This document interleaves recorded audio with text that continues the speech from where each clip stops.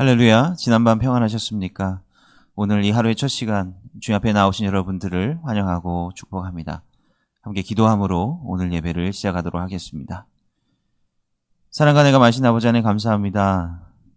주님, 각자의 자리에서 이 하루의 이 이른 시간 첫 시간을 구별하여 주님 앞에 나오게 하시니 감사드립니다. 하나님께서 이 자리 가운데 모인 주의 은혜를 사모하는 모든 성도들에게 귀한 은혜와 복 그리고 지혜를 부어주시기를 원합니다. 이 혼란스러운 세상 가운데 어디에 주님의 뜻이 있는지 분별하게 하여 주시옵소서. 무엇이 하나님의 뜻이고 무엇이 나의 뜻인지 분별할 수 있도록 주여 도와주시고 나의 뜻을 하나님의 뜻으로 혼동하지 않는 그러한 지혜로운 자가 될 수 있도록 주여 도와주시옵소서. 오늘 사무엘서의 말씀을 또한 계속해서 나눕니다.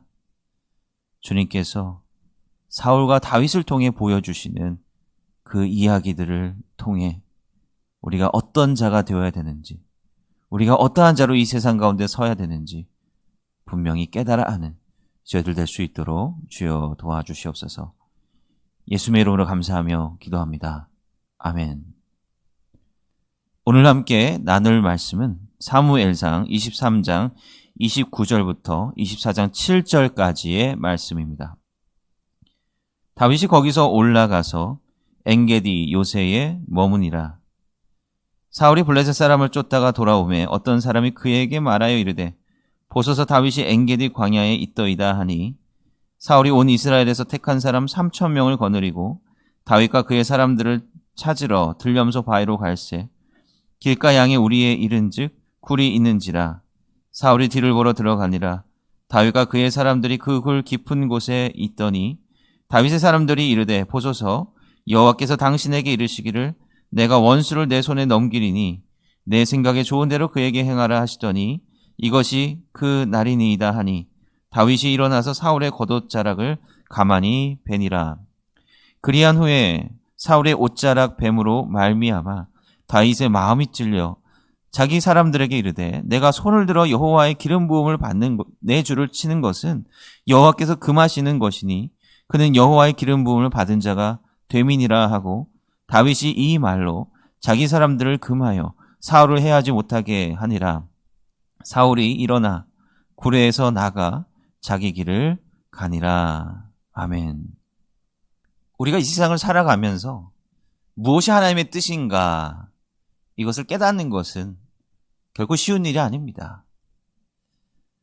때로는 우리가 살아가면서 뭔가 아구가 딱딱 맞아 들어가는 그런 경험을 할 때가 있습니다.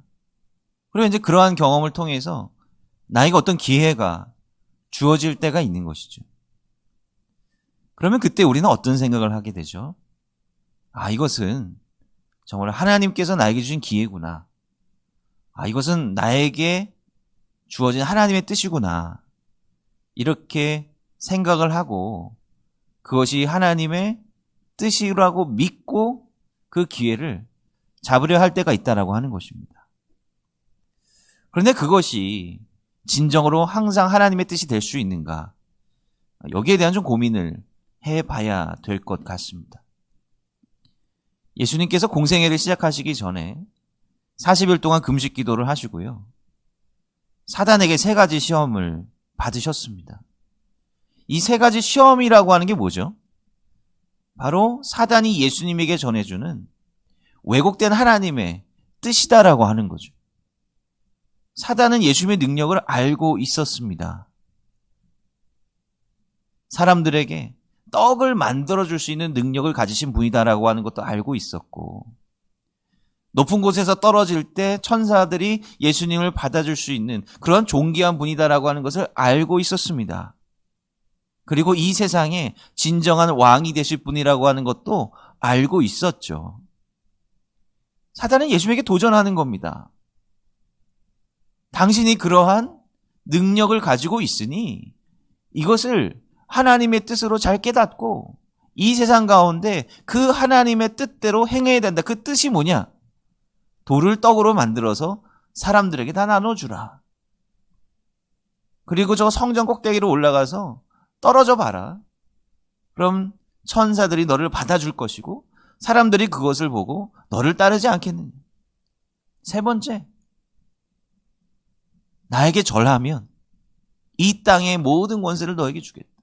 바로 그 권세로 하나님의 말씀을 전하면 되지 않겠느냐라고 하는 것이죠. 그 기회가 예수님에게 지금 주어지는 것입니다. 어찌 보면 일리 있는 말씀 아닙니까? 세상에 어떤 물질을 나눠주고 권세를 가지고 사람들을 통치하면서 그렇게 때로 기적을 보여주시면서 사람들에게 하나님의 말씀을 전하실 수도 있는 것이잖아요. 그러나 예수님께서는 어떻게 그 사단의 유혹, 시험을 이겨내십니까? 하나님의 말씀의 근거에서 그 유혹을 뿌리쳐 내신다라고 하는 것입니다. 사단이 말한 것 아주 일리가 없는 것 아닙니다. 그것이 하나님의 뜻이라고 여길 수도 있어요. 그리고 지금도 예전에도 그랬고요. 바로 이 신앙이라고 하는 것을 통해서 이 세상의 물질과 권력을 얻으려고 얻었던 사람들이 또 얼마나 많이 있습니까? 그것이 하나님께서 주신 축복이고 또 하나님께서 주신 놀라운 은혜라고 이야기할 수도 있을 것입니다. 그러나 그렇게 겉모습만 보고 쉽게 판단을 내릴 수가 있겠습니까? 사단이 주었던 이 세 가지의 시험 혹은 세 가지의 기회라고 하는 것은 예수님을 중심으로 한 왕국을, 나라를 만들라고 하는 유혹이었다라고 하는 것입니다. 이 세상에 실제적인 통치자로 군림을 해서 잘 먹고 잘 사는 나라를 만들면 그거 얼마나 좋은 일이겠느냐라고 시험을 하는 거죠. 그러나 예수님께서는 하나님께서 주신 그 말씀에 근거하여서 사단의 유혹을 뿌리쳐내시고 떡을 만드셔서 굶주린 자들에게 아무런 대가 없이 그냥 주셨잖아요. 뭔가를 주면서 너희들은 이거 먹고 나를 따라야 된다. 예? 그런 말씀 한마디도 하지 않으셨어요. 예수님께서 떡을 만들어서 오병이의 기적이 그런 건 아니겠습니까? 떡을 만들어서 사람들에게 나누어 준 것은 사람들이 배를 골아가면서 예수님의 말씀을 듣는 것이 너무나도 안타깝고 궁휼하게 여기셔서 그것을 해주신 것이지 그것으로 뭔가 대가를 원하고 충성을 원하셨던 것은 분명코 아니었다라고 하는 거예요. 그것을 통해 하나님의 마음을 보여주시고자 했다라고 하는 것입니다. 예수님께서 수많은 기적을 일으키셨어요. 특히 병자들을 고치시는 그런 역사를 일으키시지 않으셨습니까? 근데 그게 인기를 얻기 위해서 한 것도 아니잖아요. 그건 역시 궁휼의 마음 아닙니까? 그리고 그것을 통해서 하나님께서 이런 분이시다라고 하는 것을 나타내 주시기 위함이 아니냐라고 하는 거예요. 그리고 오히려 사람들이 막 모여들자 예수님은 그 자리를 황망히 피하실 때가 얼마나 많이 있었느냐라고 하는 거죠. 예수님은 권력을 가지실 수도 있었을 것입니다. 그런 능력을 가지신 분인데 어찌 군대를 만들지 못하였고 어찌 엄청난 지도자가 되지 못하셨겠습니까? 근데 예수님께서는 십자가를 지는 길을 택하셨다라고 하는 거예요. 왜요? 이사야서에 보면 메시아의 모습은 군림하는 메시아가 아니라 우리의 죄를 짊어지고 고난받는 종의 모습으로 나왔기 때문에 그 하나님의 말씀에 의지하여서 그 말씀을 온전히 이루시는 모습이 바로 예수님의 모습이었다라고 하는 겁니다. 우리에게 아무리 좋은 기회가 주어지고 우리의 삶에 있어서 무언가 딱딱 들어맞는 그런 상황이 이루어진다 할지라도 우리가 마지막에 결정하기 전에 한 가지 기도해야 될 부분이 뭐냐면 이것이 하나님의 말씀에 근거한 것인가 그렇지 못한 결정인가 그것을 한 번 더 생각하고 판단해야 된다라고 하는 것입니다. 오늘 말씀 보면 바로 그러한 판단의 기로에 서 있었던 사람이 바로 다윗입니다. 뭔가 통쾌한 장면이 연출되는 부분이 바로 이 부분이죠. 왜요? 항상 다윗이 이제 사울의 위협 때문에 항상 도망치다가 이제야 이제 사울에게 보복을 할 수 있는 그런 절호의 찬스가 생겼다라고 하는 것입니다. 우리가 오늘 읽었던 23절 마지막 부분에 보면 다윗이 엔게디 요새로 향하였다라고 하는 말이 있죠. 엔게디 요새는 유다 광야에 있는 곳입니다. 엔게디라고 하는 말은 염소의 샘이라고 하는 의미를 가지고 있어요. 동물들이 물을 먹는 곳이다라고 하는 의미죠. 사막의 오아시스와도 같은 곳입니다. 그 엔게디는 좀 특이하게 보통은 이제 물이 요 밑에서 터져 나오지 않습니까? 그런데 엔게디는 산에서 터져 나와가지고 물이 밑으로 사해 쪽으로 흘러내리는 그런 폭포를 만들면서 떨어지는 아주 장관을 연출하는 곳이 바로 요 엔게디입니다. 그리고 엔게디는 이렇게 물이 있기 때문에 주변에 농사를 지을 수가 있는 곳이 되었고요. 사람들이 정착하여 살았던 곳이기도 합니다. 다윗도 이제 목동이었기 때문에 바로 이곳으로 양들을 이끌고 와서 물을 먹였을 것입니다. 그래서 또 엔게디에 대해서 다윗은 잘 알고 있었을 거예요.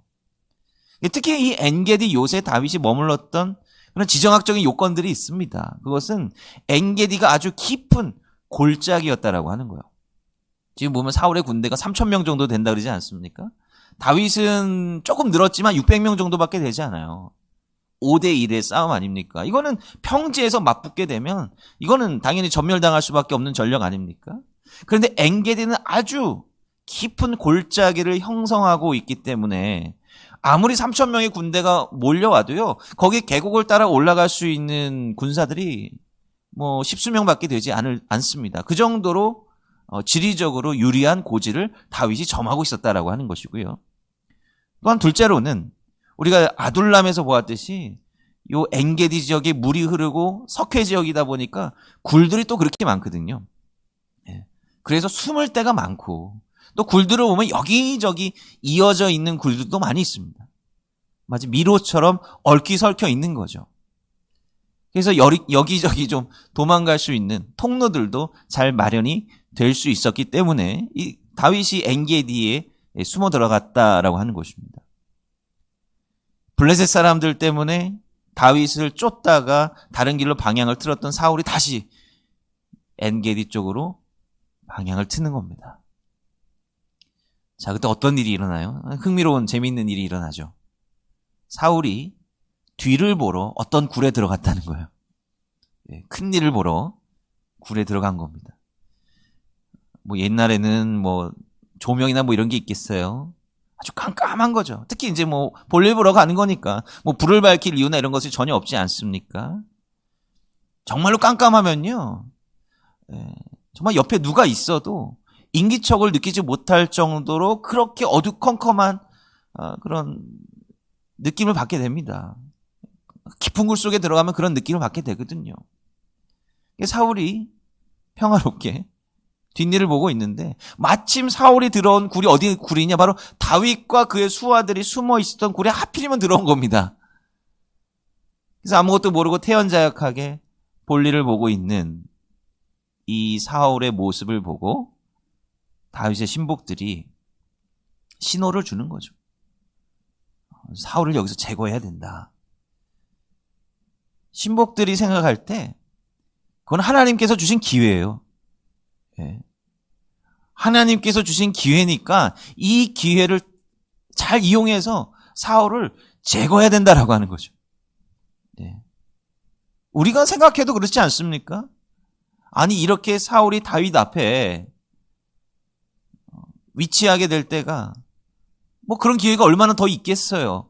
이건 정말 절호의 찬스다라고 하는 거예요. 정말로 자기를 죽이지 못해 안다라는 그 왕의 그 뒷모습을 바라보면서 다윗이 어떤 생각을 했을까요? 다윗은 사울을 치는 대신에 그의 옷자락을 살짝 자릅니다. 다윗이 완전히 사울에 대해서 그런 용서하는 마음이나 사울을 용납하는 그런 마음 100% 있었다라고 하는 것은 말은 못하겠어요. 다윗이 사울의 옷자락을 자르는 이 행위는 다윗의 그 감정이 잘 나타나 있다라고 하는 거예요. 차마 사울을 죽이지는, 자신의 손으로 죽이지는 못하지만 옷이라고 하는 게 뭐죠? 사울의 왕권을 상징하는 것 아닙니까? 그 사울의 왕권을 상징하는 그 옷자락을 자르는 그 다윗의 심정이 어떠했겠느냐라고 하는 것입니다.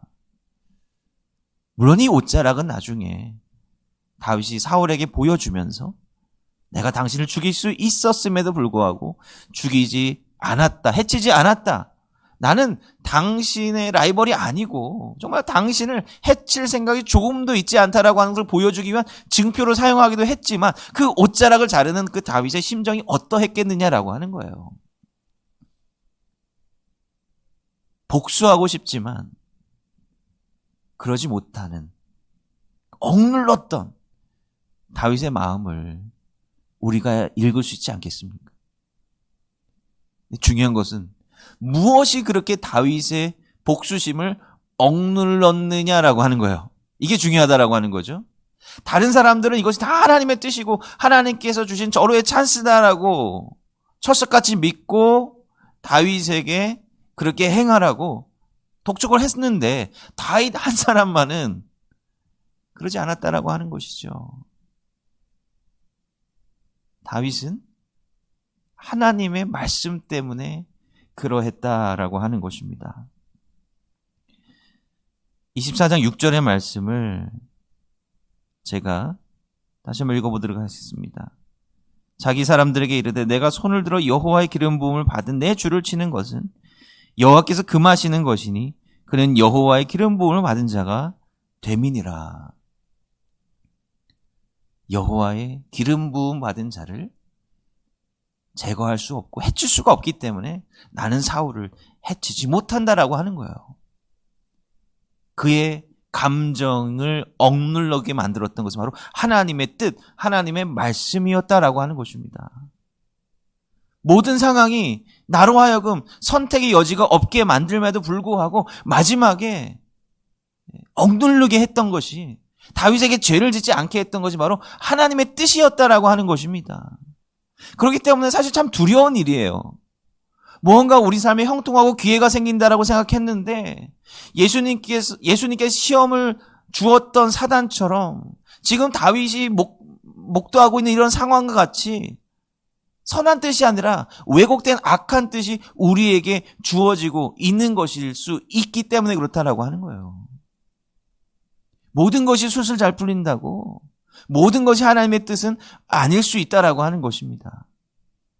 그러기에 우리가 하나님의 말씀, 하나님의 뜻을 우리가 온전히 잘 깨달아 알아야 된다라고 하는 것이죠.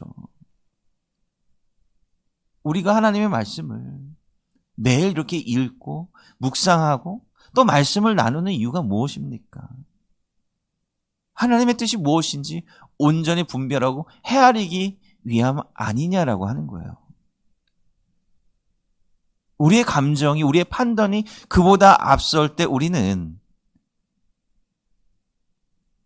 그릇된 결과를 초래할 수 있다라고 하는 것입니다. 하나님의 뜻과는 전혀 다른 죄를 범할 수 있다라고 하는 것이죠.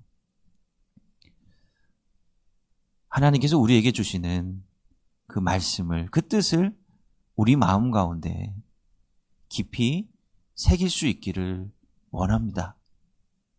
이제 다윗이 그렇게 사울의 옷자락을 자르고 나서 굴에서 나오죠. 사울도 나가고 나중에 다윗도 나갑니다. 그러면서 산 맞은편에 서서 그 옷자락을 사울에게 보여주면서 내가 당신을 해칠 수 있었음에도 불구하고 해치지 않았습니다. 그런데 또 이러한 다윗의 행동이 사울에게 깊은 감동을 주었다라고 하는 것입니다. 이 선한 영향력이라고 하는 게 이런 거죠. 하나님께서는 정말로 어리석어 보이는 그런 모습일지라도 하나님의 뜻 가운데 섰을 때 이런 악한 사울, 악한 영에 사로잡혔던 사울도 그 마음의 죄책감을 느낄 만큼 그런 선한 영향력을 끼치게 만드신다라고 하는 것입니다. 우리가 다른 이들에게 어떻게 영향력을 끼칠 수가 있겠습니까? 우리가 다른 이들에게 어떻게 변화되라고, 어떻게 신앙을 가지라고 이야기할 수가 있겠습니까? 말로는 잘 할 수 있죠. 그러나 우리의 삶 자체가 그러한 선한 영향력을 끼치지 못한다라고 한다면 우리의 말은 공허한 것으로 들릴 수밖에 없다라고 하는 것입니다. 사울이 다윗의 진심을 깨달았던 때가 바로 이때였죠. 그것은 다윗이 10,000마디의 말보다 그 다윗이 들고 있었던 사울의 옷자락 그 하나 때문에 사울이 물론 나중에 또 마음이 바뀌긴 하지만 진심으로 그때만큼은 뉘우치면서 다윗에게 잘못을 용서를 빌었던 그런 모습을 우리가 볼 수 있지 않겠습니까? 세상이 악하다고 하죠. 얼마나 악합니까? 사람들은 자기의 이익을 위해서라면 부정함이나 또 다른 사람들에게 상처 주는 일도 서슴지 않는다라고 하는 것입니다. 우리는 그런 세상 가운데 어떻게 행해야 하겠습니까? 우리 가운데 그것을 되갚아줄 기회가 온다라고 했을 때 정말로 통쾌하게 되갚아줘야 되겠습니까? 아니면 그것을 하나님께서 주신 기회로 삼아서 이 세상 사람들에게 선한 영향력을 끼칠 수 있는 그런 선한 기회로 삼아야 되지 않겠느냐라고 하는 거예요. 하나님께서 다윗에게 주신 기회, 분명히 하나님께서 주신 기회라고 생각합니다. 그러나 이 기회라고 하는 것은 사울에게 복수해라 이런 기회가 아니라 바로 다윗의 진실성, 다윗의 순전함을 사울에게 보일 기회로 선용하라는 그런 하나님의 뜻 아니겠습니까? 그리고 다윗은 그 뜻을 정확하게 잘 분별해내어서 하나님의 일을 이루고 또한 사울에게 도전을 주었다라고 하는 것입니다. 여러분들 이 뜻을, 이 메시지를 오늘 우리 삶 가운데 깊이 새기시기를 간절히 소원합니다. 하나님께서 우리에게 주신 그 기회가 무엇인지, 그 의미가 무엇인지를 잘 깨달아 아시는 여러분들의 삶이 되시기를 간절히 소원합니다. 우리 몇 가지 기도 제목 가지고 함께 기도하도록 하겠습니다. 먼저 우리가 오늘 말씀 나누었던 대로 하나님께서 우리에게 주신 뜻이 무엇이고 또한 기회가 무엇인지 분명히 잘 분별해서 그 하나님의 뜻에 맞는 선한 자로 거듭날 수 있도록 위에서 기도해 주시기 부탁드립니다. 그리고 오늘은 성의 수요일입니다. 오늘로부터 40일 동안 사순절을 지키게 됩니다. 예수님의 십자가의 사랑과 그 고난을 묵상하는 이 사순절 기간 동안 하나님께서 놀라운 은혜를 부어주시기를 위해서 여러분들 기도해 주시기 바랍니다. 그리고 오늘 수요 예배 가운데 말씀 전해주실 우리 담임 목사님 위해서 여러분들 기도해 주시기를 부탁을 드리겠습니다. 기도하겠습니다. 사랑과 은혜가 많으신 아버지 하나님 감사합니다. 오늘 다윗과 사울의 이야기를 통하여서 다윗이 그에게 주어진 그 삶의 기회를 어떻게 선용하였는지 함께 나눠보았습니다. 때로는 우리의 감정이 앞설 때가 얼마나 많은지 모르겠습니다. 그런데 그때마다 하나님께서 우리에게 귀한 깨달음을 주셔서 하나님의 뜻을 우리의 삶을 통하여서 전하는 것이 가장 중요한 우선순위임을 깨달아 알게 하여 주시옵소서. 주님의 말씀 가운데 지혜로운 자로 설 수 있게 되기를 원합니다.